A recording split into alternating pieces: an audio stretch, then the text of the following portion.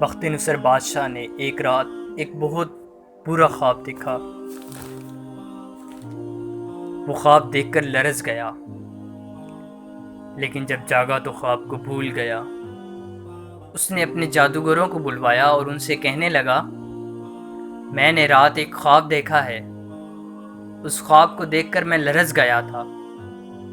تم مجھ سے اس خواب کی تعبیر بیان کرو۔ جادوگروں نے کہا، بادشاہ سلامت، آپ اپنا خواب بیان کریں۔ بخت نصر نے جواب دیا، خواب تو مجھے یاد نہیں رہا۔ جادوگروں نے کہا، بادشاہ سلامت، جب تک خواب سامنے نہ ہو ہم تعبیر نہیں بتا سکتے۔ اب بخت نصر نے حضرت دانیال علیہ السلام کو بلوایا۔ یہ اس وقت کے نبی تھے۔ بادشاہ نے حضرت دانیال علیہ السلام کو سارے حالات بیان کیے اور بولا، میں چاہتا ہوں آپ میرے خواب کو بیان کریں۔ حضرت دانیال علیہ السلام نے فرمایا، اے بخت نصر، تو نے خواب میں ایک بہت بڑے بت کو دیکھا ہے۔ تم نے دیکھا اس بت کے پاؤں زمین میں ہیں اور سر آسمان میں۔ اس کے اوپر کا حصہ سونے کا ہے اور درمیانی حصہ چاندی کا اور نچلا دھڑ تانبے کا ہے۔ اس کی پنڈلیاں لوہے کی اور پاؤں کھٹکھٹاتی مٹی کے ہیں۔ تو نے جب خواب میں اسے دیکھا تو تم اس کے حسن و جمال اور کاریگری پر حیران ہو رہے تھے۔ ایسے میں اللہ تعالیٰ نے آسمان سے ایک پتھر پھینکا جو کہ اس کے سر کے درمیانی حصے پر گرا، اور وہ بت سر سے پاؤں تک ریزہ ریزہ ہو گیا، یہاں تک کہ اس کا سونا، چاندی، تانبا اور مٹی سب آپس میں مل گئے۔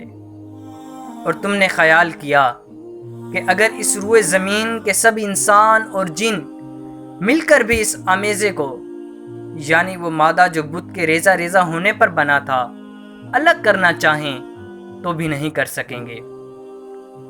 اور اس وقت تو ڈر رہا تھا کہ اگر ہوا چلے گی تو اس آمیزے کو لے اڑے گی، اور تم نے اس پتھر کو دیکھا جو اس کے سر پر مارا گیا۔ وہ بڑھتا اور پھیلتا جا رہا تھا، یہاں تک کہ اس نے روئے زمین کو گھیر لیا۔ اس وقت تمہیں پتھر اور آسمان کے سوا کچھ نظر نہیں آ رہا تھا۔ بخت نصر نے حضرت دانیال علیہ السلام کی بات سن کر کہا، آپ نے بالکل سچ فرمایا، میں نے بالکل یہی خواب دیکھا ہے۔ تو اب آپ ہی اس خواب کی تعبیر بھی بیان کر دیں۔ حضرت دانیال علیہ السلام نے فرمایا،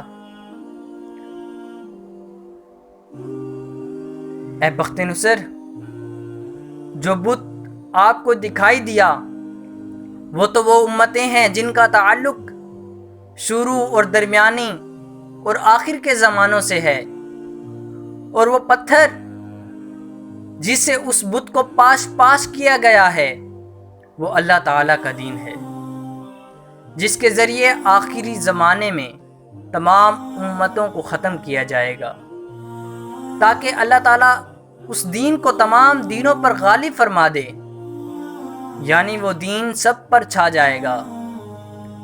اس غرض کے لیے اللہ تعالیٰ عرب سے نبی امی کو بھیجے گا، اور اس کے ذریعے ساری امتوں اور تمام دینوں کو منسوخ کر دے گا۔